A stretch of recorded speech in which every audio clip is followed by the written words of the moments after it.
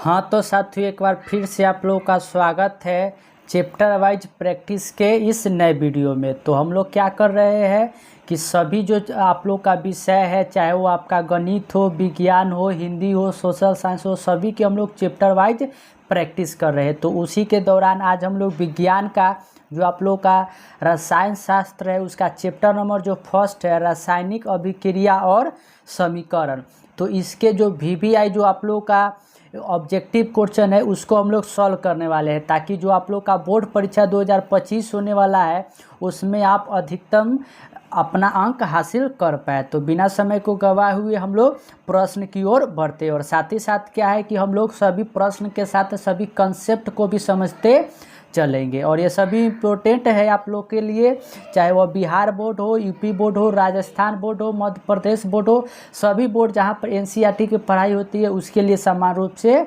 आवश्यक है। तो पहले प्रश्न की ओर बढ़ते हैं।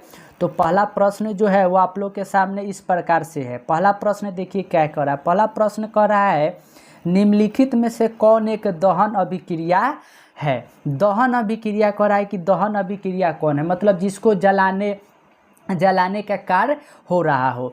तो ऑप्शन पर आइए। पहला कह रहा है जल का उबलना। तो जल को जब हम लोग उबालते हैं तो क्या होता है, वह भाप बनता है। भाप बनने के बाद बादल बनता है, और बादल से फिर बारिश होकर फिर क्या बन जाता है, जल बन जाता है। तो ये तो होगा नहीं। मोम का पिघलना, तो मोम क्या है, मोम को जब पिघल जाएगा तो जो आप देखिएगा कि मोम का सतह के नीचे जम जाता है। तो अगर हम लोग उसको इकट्ठा कर देंगे तो फिर से मोम बन जाएगा, तो ये भी नहीं हो पाएगा। तीसरा चीज़ करा पेट्रोल का जलना।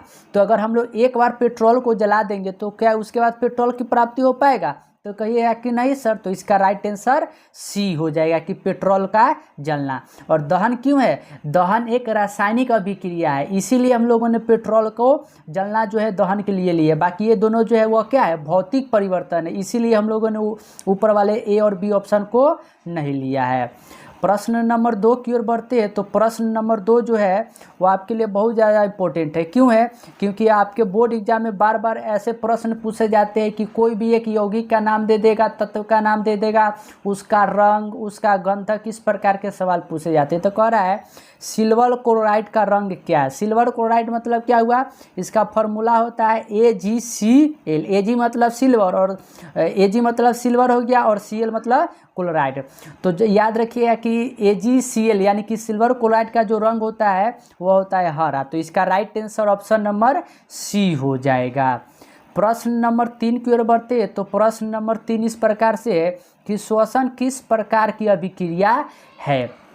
तो यहाँ पर ऑप्शन में देखिए उपचयन, संयोजन, अपचयन और ऊष्माशोषी अभिक्रिया दिया हुआ है। तो इस चारों अभिक्रिया को अगर हम लोग समझ लेंगे तो श्वसन अपने आप समझ में आ जाएगा। देखिए उपचयन कौन सा अभिक्रिया होता है, वह अभिक्रिया जिसमें किसी पदार्थ के क्या होता है कि ऑक्सीजन में वृद्धि होता है, उसे उपचयन कहा जाता है। वह अभिक्रिया जिसमें 2 या 2 से अधिक अभिकारक मिलकर एक उत्पाद का निर्माण करते हैं वह संयोजन हो जाता है। अपचयन क्या होगा, वह अभिक्रिया जिसमें किसी पदार्थ का ऑक्सीजन की मात्रा में कटौती होता है, मतलब ऑक्सीजन की मात्रा में कमी आता है। और ऊष्माशोषी वह अभिक्रिया जिसमें ऊष्मा का क्या होता है, अवशोषण होता है।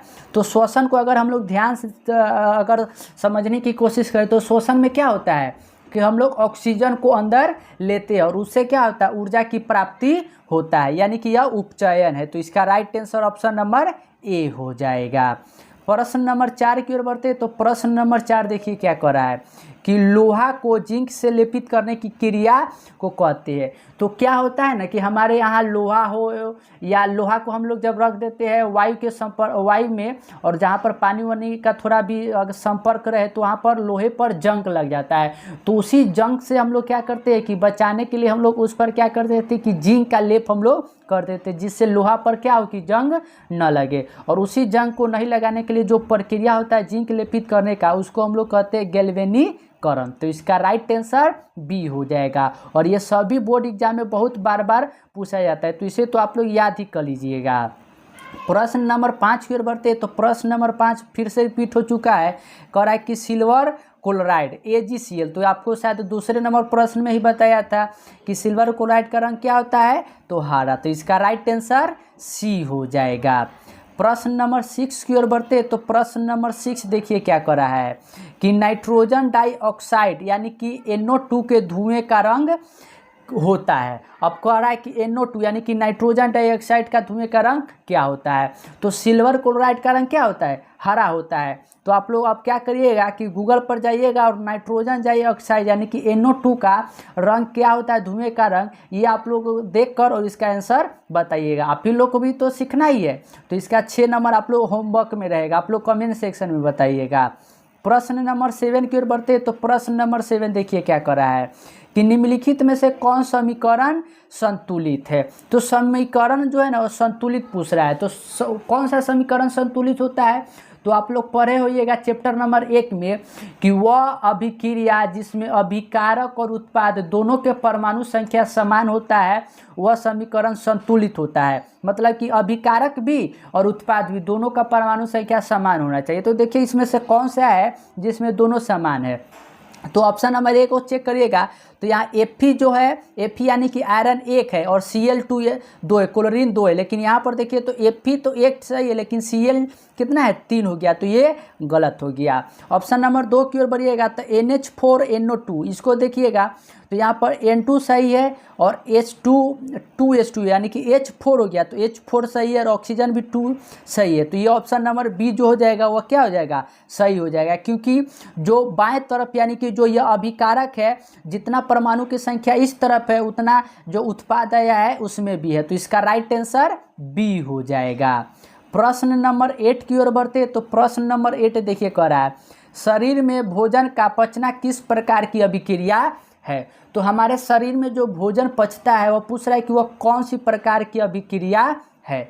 तो ये सिंपल है, जब हम लोग शरीर में भोजन करते हैं और पचता है तो इससे क्या होता है, हमें ऊर्जा की प्राप्ति होता है। और अभी शायद 2-3 क्वेश्चन पहले बताया था कि श्वसन क्या होता है, उपचयन होता है, क्योंकि उससे क्या होता है, ऊर्जा के वृद्धि होता है। तो इसका right answer option number B हो जाएगा, ऑक्सीकरण। क्वेश्चन नंबर 9 की ओर बढ़ते। तो क्वेश्चन नंबर 9 कह रहा है कि चांदी के संरक्षण के फलस्वरूप उस पर किस रंग की परत बन जाती है।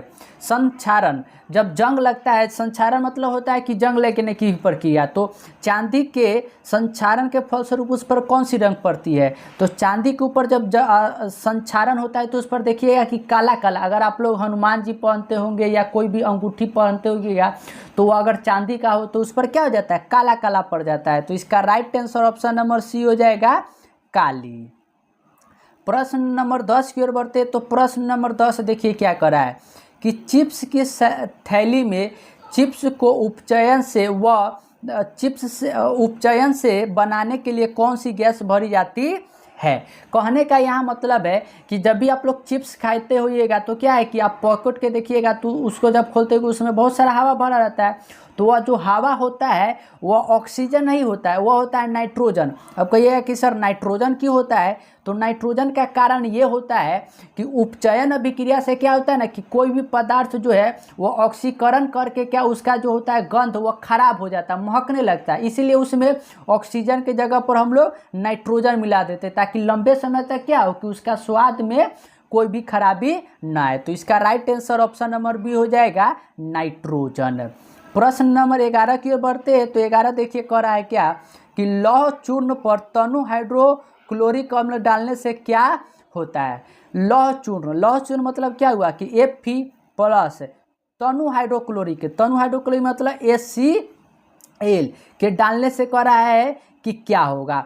तो सिंपल सा है कि इससे क्या हो जाएगा कि आयरन ऑक्साइड बन जाएगा और क्लोरीन गैस जो है वो मुक्त हो जाएगा। तो इसका राइट आंसर जो हो जाएगा वो ऑप्शन नंबर क्या हो जाएगा, और सॉरी यहाँ ध्यान दीजिएगा, यहाँ पर अगर हम लोग क्या करेंगे कि आयरन यानी कि Fe और हाइड्रोक्लोरिक मतलब कि HCl, जब इसको अभिक्रिया कराएंगे तो आयरन और Cl मिलकर क्या बन जाएगा, आयरन क्लोराइड, और लास्ट में क्या बच जाएगा, हाइड्रोजन। तो इसका right answer option number A हो जाएगा, हाइड्रोजन गैस एवं आयरन क्लोराइड बनता है। प्रश्न नंबर 12 की ओर बढ़ते। तो 12 देखिए कह रहा है निम्नलिखित समीकरण H2+Cl2 बना इससे क्या उत्पाद 2HCl। पूछ रहा है कि यह कौन सा अभिक्रिया है। तो ये सिंपल सा अभिक्रिया है। यहाँ पर देखिएगा तो क्या है, H2 एक अभिकारक हो गया, Cl2 क्या हुआ, एक अभिकारक हो गया। और संयोजन अभिक्रिया हम लोग क्या पढ़ते हैं कि जब दो या दो से अधिक अभिकारक मिलकर एक उत्पाद का निर्माण करता है। तो यहाँ पर H2 और Cl2 दो अभिकारक हो गया और मिलकर बनाया है क्या, सिर्फ एक उत्पाद बनाया 2HCl, यानी कि इसका right answer option number B हो जाएगा कि एक संयोजन अभिक्रिया है। प्रश्न नंबर 13 की ओर बढ़ते हैं। तो प्रश्न नंबर 13 देखिए क्या कह रहा है। 13 कह रहा है CuO प्लस H2O मिलकर बना Cu प्लस H2O किस प्रकार की अभिक्रिया है। तो कॉपर ऑक्साइड और H2 यानी कि हाइड्रोजन मिलकर बन गया कॉपर और H2O यानी कि जल बन गया। तो ये कौन सा अभिक्रिया है। तो आप लोग पढ़ते हैं कि अपचयन और उपचयन। तो अपचयन और उपचयन में क्या होता है कि उपचयन जिसमें ऑक्सीजन की मात्रा में वृद्धि, अपचयन जिसमें ऑक्सीजन की मात्रा में कमी आता है। और वैसा अभिक्रिया जिसमें अपचयन और अपचयन दोनों होता है उसको हम लोग कह देते हैं रेडॉक्स अभिक्रिया। तो यहाँ ध्यान से देखिए, यहाँ जो Cu है वह इससे क्या हुआ कि ऑक्सीजन का अपचयन हो गया, क्योंकि ऑक्सीजन चला गया तो अपचयन हो गया। और हाइड्रोजन जो है इसमें क्या हो गया, O बढ़ गया, यानी कि ऑक्सीजन बढ़ गया, मतलब कि उपचयन हो गया। तो इसमें उपचयन और अपचयन दोनों अभिक्रिया हो रहा है, यानी कि यह हो जाएगा रेडॉक्स अभिक्रिया। प्रश्न नंबर 14 की ओर बढ़ते। तो 14 नंबर प्रश्न देखिए फिर से आ गया कि निम्नलिखित में से कौन समीकरण संतुलित है। मतलब कि अभिकारक और उत्पाद दोनों का परमाणु संख्या क्या होना चाहिए, समान होना चाहिए। तो वह कौन सा हो जाएगा, तो आप लोग को चेक करना होगा। तो चेक करिएगा। तो देखिए यहाँ जिंक, Zn जिंक जो है वह SO4 से मिलकर ZnSO4 बन गया और H2 का H2, यानी कि यह बराबर है। तो इसका राइट आंसर डी हो जाएगा। सभी कॉन्सेप्ट जो है ना उसको भी मैं समझाते चल रहा हूँ। तो आप लोग अगर ध्यान से सिर्फ सुन लीजिएगा तो यह सभी कॉन्सेप्ट आपको फिर से रिवाइज भी हो जाएगा। अगर नहीं पढ़े होगा तो थोड़ा थोड़ा समझने भी आने लगेगा। प्रश्न नंबर 15 देखिए करा, समीकरण 2Cu प्लस O2 मिलकर 2CuO किस प्रकार की अभिक्रिया है। तो अभी मैंने थोड़ी देर पहले संयोजन अभिक्रिया पढ़ाया था कि जिसमें क्या होता है कि दो अभिकारक मिलकर एक उत्पाद बनाता है। तो यहाँ देखिए दो अभिकारक मिलकर एक उत्पाद बना रहा है, लेकिन मजे की बात है कि यहाँ चारों ऑप्शन में से कहीं पर भी हमें संयोजन अभिक्रिया का नहीं दिया है ऑप्शन। तो यहाँ पर अगर दूसरा ध्यान से देखें तो क्या है कि सी में Cu जो है यानी कॉपर, उसमें क्या है ऑक्सीजन जुड़ रहा है, यानी कि ऑक्सीजन की मात्रा में वृद्धि, और जब वृद्धि होता है तो वह क्या होता है उपचयन। तो इसका राइट आंसर जो हो जाएगा वो यहाँ पर ऑप्शन नंबर कौन सा हो जाएगा, तो ऑप्शन नंबर डी हो जाएगा ऑक्सीकरण। क्वेश्चन नंबर 17 की ओर बढ़ते हैं। तो 17 देखिए करा है कि रासायनिक अभिक्रिया में भाग लेने वाले पदार्थ को कहते हैं। तो जो रासायनिक अभिक्रिया में भाग लेता है वो मैं अभी बार बार दोहराते रहा हूँ कि अभिकारक, और अभिकारक ही बनकर उसमें टूट फूट कर क्या हो जाता है कि उत्पाद बनता है। तो कौन भाग लेता है, अभिकारक। तो इसका right answer option number C हो जाएगा। प्रश्न नंबर 18 की ओर बढ़ते हैं। तो 18 नंबर प्रश्न देखिए करा है, जस्ता तथा तन्नु हाइड्रोक्लोरिक अम्ल की अभिक्रिया के फलस्वरूप निम्न में से कौन सा गैस बनता है। तो जस्ता मतलब Zn तथा करा कि हाइड्रोक्लोरिक यानी कि HCl मिलकर कौन सा गैस बनाएगा। तो ZnHCl से मिल जाएगा तो बन जाएगा ZnCl, और लास्ट में क्या बच जाएगा, हाइड्रोजन गैस बच जाएगा। तो इसका right answer option number C हो जाएगा H2 गैस। प्रश्न नंबर 19 की ओर बढ़ते हैं। तो 19 नंबर प्रश्न देखिए कह रहा है कि शाक सब्जियों को विघटित होकर कंपोस्ट बनना किस प्रकार की अभिक्रिया का उदाहरण है। तो यहाँ पर देखिए दो अभिक्रियाएं होते हैं, एक होता है ऊष्माक्षेपी अभिक्रिया, दूसरा होता है ऊष्माशोषी अभिक्रिया। तो वह अभिक्रिया जिसके पश्चात ऊष्मा का क्या होता है, ऊष्मा विसर्जन उत्सर्जन होता है, उसे ऊष्माक्षेपी कहते हैं। और वह अभिक्रिया जिसमें ऊष्मा का अवशोषण होता है उसे ऊष्माशोषी अभिक्रिया कहते हैं। तो जब हम लोग साग सब्जी को क्या करते हैं कि गड्ढे में दबा देते हैं तो वहाँ से क्या होता है ऊर्जा निकलता है, मतलब ऊर्जा उत्सर्जन होता है। तो ये हो जाएगा ऊष्माक्षेपी। तो right answer option number B हो जाएगा। प्रश्न नंबर 20 की ओर बढ़ते हैं। तो 20 नंबर प्रश्न देखिए कर रहा है, Fe2O3 प्लस 2Al मिलकर Al2O3 और 2Fe दी गई इस अभिक्रिया किस प्रकार की है। तो एक अभिक्रिया और आप लोग पढ़ते हैं, वह अभिक्रिया है विस्थापन अभिक्रिया। विस्थापन अभिक्रिया में क्या होता है कि जब वो अधिक क्रियाशील तत्व जो होता है वह कम क्रियाशील तत्व को क्या कर देता है, वह समीकरण से बाहर कर देता है, और बाहर कर देता है तो वह होता है विस्थापन। तो इसका right answer option number D हो जाएगा, विस्थापन अभिक्रिया। प्रश्न नंबर 21 की ओर बढ़ते तो 21 नंबर प्रश्न है, निम्नलिखित अभिक्रियाओं में अपघटन की अभिक्रिया कौन है। अपघटन की अभिक्रिया कौन सा है, मतलब क्या है, अपघटन की अभिक्रिया में आप लोग पढ़ते हैं अपघटन जिसको वियोजन अभिक्रिया भी कहते हैं, जिसमें आयनों के आधार पर क्या होता है कि उसमें देखा जाता है। तो यहाँ पर जो राइट आंसर जो आप लोग का बन जाएगा वो ऑप्शन नंबर ए बन जाएगा। प्रश्न नंबर 22 की ओर बढ़ते हैं तो 22 नंबर प्रश्न है कि निम्न में से कौन सही है। इन चारों में से पूछा है कि कौन सा सही है। तो अगर आप लोग को धोने का सोडा का फॉर्मूला याद होगा तो इसको आप लोग बना लीजिएगा। तो धोने का सोडा का फॉर्मूला क्या होता है, तो वह फॉर्मूला होता है Na2CO3 या इंटू में होता है 10H2O। तो इसका राइट आंसर ऑप्शन नंबर कौन सा हो जाएगा, तो ऑप्शन नंबर बी हो जाएगा। प्रश्न नंबर हम लोग 23 की ओर बढ़ते हैं तो 23 नंबर प्रश्न देखिए कर रहा है कि निम्न में से कौन सा उत्पाद लेड नाइट्रेट को गर्म करने पर प्राप्त होगा। कह रहा है कि लेड नाइट्रेट जो होता है ना, जब उसको हम लोग गर्म करेंगे तो कौन सा हमें जो है गर्म करने पर प्राप्त होगा, तो लेड नाइट्रेट। तो इससे क्या होगा, हमें नाइट्रेट प्राप्त हो जाएगा। तो इसका राइट आंसर जो हम लोग को यहाँ पर बन जाएगा वो ऑप्शन नंबर बी बन जाएगा। प्रश्न नंबर 24 की ओर बढ़ते हैं तो 24 नंबर प्रश्न है, नीचे दी गई अभिक्रिया में कौन सा कथन सही है। ये पूछा है कि ये कौन सा कथन सही है। तो देखिए 2Cu प्लस O2 मिलकर बना 2CuO कॉपर ऑक्साइड, और यहाँ पर क्या है कि यहाँ पर देखिएगा तो ऑक्सीजन का क्या है, उपचयन हुआ है। क्या हुआ है, उपचयन, यानी कि कॉपर का ऑक्सीकरण। तो right answer option number A हो जाएगा। प्रश्न नंबर 25 की ओर बढ़ते तो 25 नंबर है, इलेक्ट्रॉन के हस्तांतरण से बने यौगिक कहलाते हैं। जब ये इलेक्ट्रॉन क्या होता है कि हस्तांतरण हो जाता है तो वह क्या कहलाता है, तो विद्युत संयोजी कहलाता है। सिंपल सा बात है। 26 नंबर प्रश्न की ओर बढ़िएगा तो 26 है कि CuO और H2 मिलकर Cu प्लस H2O किस प्रकार की अभिक्रिया है। तो यहाँ उपचयन हो जाएगा। क्यों हो जाएगा, क्योंकि यहाँ देखिए हाइड्रोजन जो है इसमें ऑक्सीजन है नहीं है, लेकिन जब यह अभिकारक मिल गया तो यहाँ पर H2 को क्या मिल गया, O मिल गया, मतलब कि इसमें ऑक्सीजन की मात्रा में वृद्धि, यानी कि यह उपचयन अभिक्रिया हो जाएगा।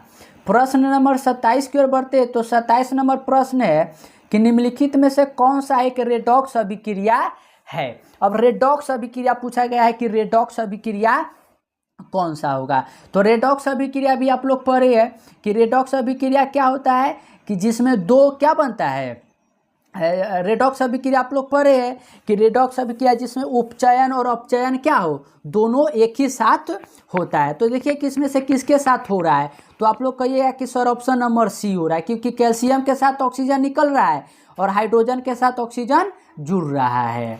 प्रश्न नंबर 28 की ओर बढ़ते हैं तो 28 नंबर प्रश्न कर रहा है कि निम्नलिखित में से कौन एक अपघटन अभिक्रिया का उदाहरण नहीं है। कह रहा है कि अपघटन अभिक्रिया जो है ना वो उसका उदाहरण कौन सा नहीं, तो सिंपल है, ऑप्शन नंबर सी हो जाएगा। क्यों हो जाएगा, क्योंकि H2 और Cl2 मिलकर बन रहा है 2HCl, और ये क्या है, यह एक संयोजन अभिक्रिया हो जाएगा।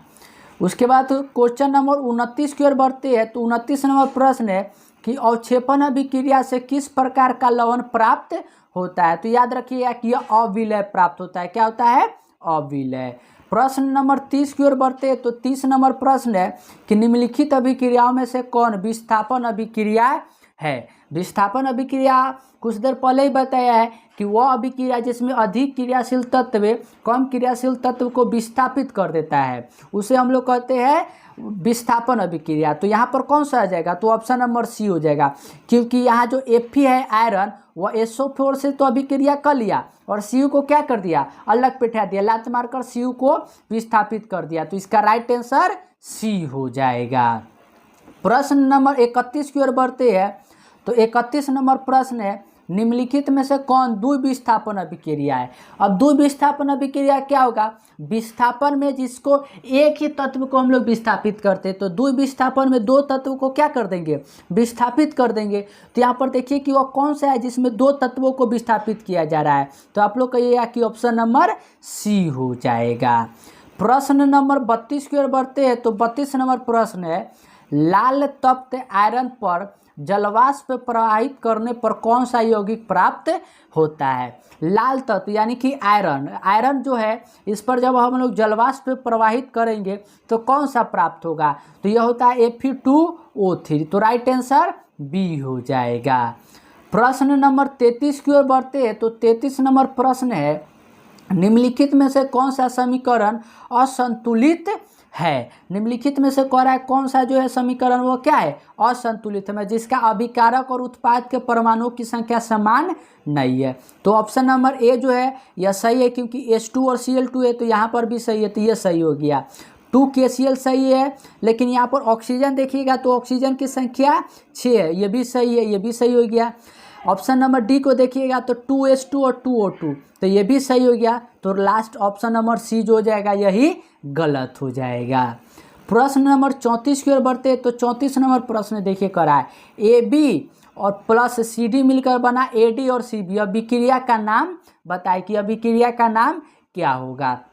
तो यहाँ पर जो है ना, ये आपके जितना अच्छे से पढ़ाई की है उसका टेस्टिंग हो रहा है। देखिए ए जो है वह डी से अभिक्रिया कर लिया और बी जो है वह सी से अभिक्रिया कर लिया। तो इसमें क्या हो सकता है, इसमें तो ऐसा भी हो सकता है कि यहाँ पर विस्थापन हो, क्या हो, विस्थापन, क्योंकि अधिक क्रियाशील कम क्रियाशील को क्या कर देता है, अलग कर देता है। और यहाँ पर क्या हो रहा है, उभय हो रहा है, यानी कि उभय विस्थापन। तो राइट आंसर सी हो जाएगा। प्रश्न नंबर 35 की ओर बढ़ते हैं। तो 35 नंबर प्रश्न देखिए कह रहा है, श्वसन किस प्रकार की रासायनिक अभिक्रिया है। तो स्टार्टिंग के प्रश्न में ही आप लोग को बताया कि श्वसन क्या होता है, उससे हमें ऊर्जा की प्राप्ति होता है, और जो भी अभिक्रिया जिसमें ऊर्जा का क्या उत्सर्जन होता है उसको हम लोग कहते हैं ऊष्माक्षेपी अभिक्रिया। तो इसका राइट आंसर जो बन जाएगा वो ऑप्शन नंबर सी बन जाएगा, ऊष्माक्षेपी अभिक्रिया। प्रश्न नंबर 36 की ओर बढ़ते हैं। तो 36 नंबर प्रश्न देखिए कह रहा है कि निम्नलिखित में से कौन सा बुझा हुआ चूना है। दो प्रश्न ना आप लोग लिख कर ले लीजिए, जितना भी आपका बोर्ड एग्जाम होगा और जितना भी सेट बनता है ना ABCDEF सेट करके, तो उसमें एक प्रश्न जो है ना, दो प्रश्न होता है, एक होता है कि बुझा हुआ चूना और एक आएगा कि बिना बुझा हुआ चूना। तो याद रखिएगा कि बिना बुझा हुआ चूना होता है CaO यानी कि कैल्शियम ऑक्साइड, और जब पूछेगा कि बुझा हुआ चूना तो वह होता है Ca और OH का होल ट्वाइस यानी कि कैल्शियम हाइड्रो ऑक्साइड। तो दो प्रश्न आपके एग्जाम में आएगा ही आएगा, क्योंकि यह बार बार पूछा जाता है। तो याद रखिए, बिना बुझा हुआ चूना पूछे तो कहिएगा कि कैल्शियम ऑक्साइड यानी कि CaO, अगर कहे कि बुझा हुआ चूना तो कहिएगा कि कैल्शियम हाइड्रो ऑक्साइड यानी कि Ca और OH का होल ट्वाइस। यहाँ पूछा है बुझा हुआ चूना, तो बुझा हुआ कौन सा हो जाएगा, ऑप्शन नंबर बी हो जाएगा। प्रश्न नंबर 37 की ओर बढ़ते हैं। तो 37 तो बता ही दिया है कि साग सब्जियों को विघटित होने पर कंपोस्ट कौन सी अभिक्रिया होता है। तो इसका राइट आंसर आप लोग क्या करिएगा कि कमेंट सेक्शन में बताइएगा।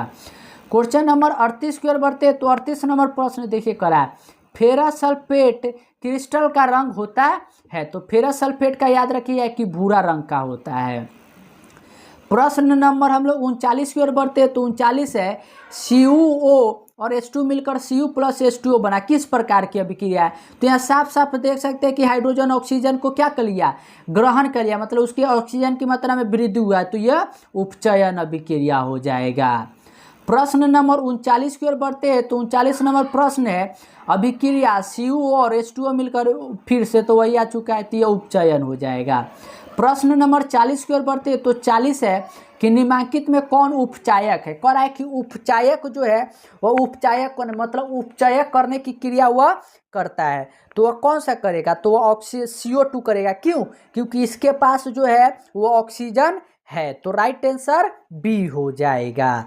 प्रश्न नंबर 41 की ओर बढ़ते हैं। तो 41 है, निम्नलिखित में से कौन सा पदार्थ बिना ज्वाला के जलता है। मतलब वह कौन सा पदार्थ है जिसमें आग अगर आप लोग नहीं भी लगाइएगा तो क्या हो जाता है कि बिना ज्वाला मतलब बिना किसी भी चीज़ के वह जल जाता है।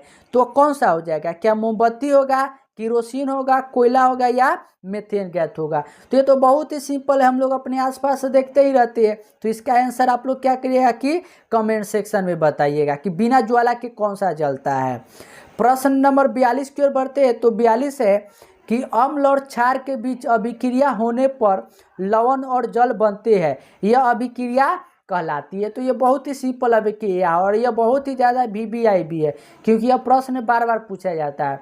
वह अभिक्रिया जिसमें अम्ल और क्षार आपस में अभिक्रिया कर कर लवण और जल का निर्माण करते हैं, उसे कौन सा अभिक्रिया कहते हैं? उसे उदासीनीकरण कहा जाता है।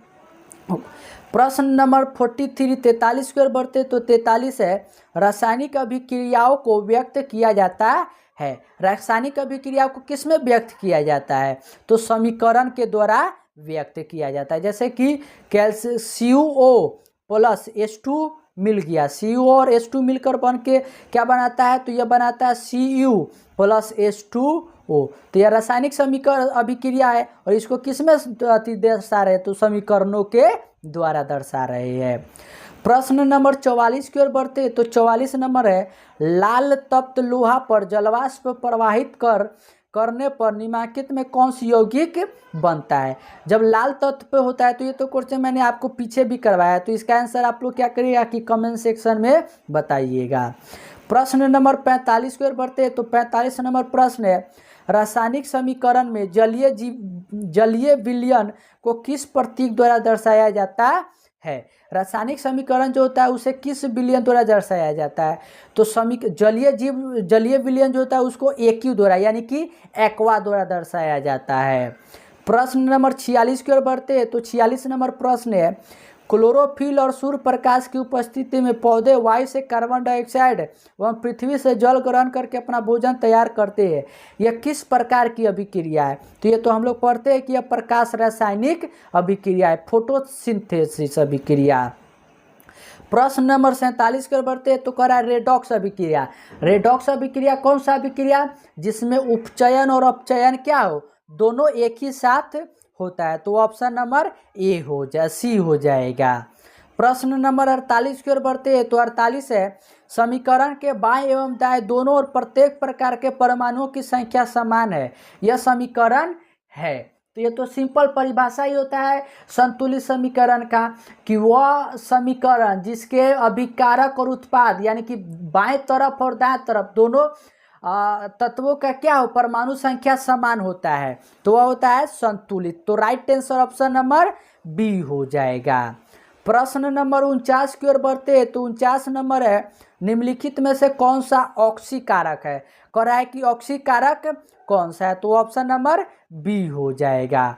और प्रश्न नंबर 50 और आज के और साथ ही आप लोग का केमिस्ट्री का जो फर्स्ट नंबर चैप्टर है रासायनिक अभिक्रिया और संतुलन, इसका अंतिम नंबर को प्रश्न है। कह रहा है कि काली चूना पर जब जल डाला जाता है तो क्या अभिक्रिया होती है? तो इसका प्रश्न आप लोग क्या करिएगा कि होमवर्क में बताइएगा आप लोग कमेंट सेक्शन में, क्योंकि हमारा जो 50वां नंबर प्रश्न होता है वो हम हमेशा होमवर्क के लिए प्रश्न होता है। तो इसका राइट आंसर आप लोग कमेंट सेक्शन में बताइएगा। और एक एक जो मैं आप लोग को चैप्टर वाइज प्रश्न करवा रहा हूँ, इससे अगर आप लोग याद कर लीजिएगा तो आप लोग को अच्छे नंबर जो है वो बोर्ड परीक्षा में आसानी से मिल सकते हैं। तो एक एक प्रश्न को याद करते चलिए और चैनल पर साथ ही बनते रहिएगा।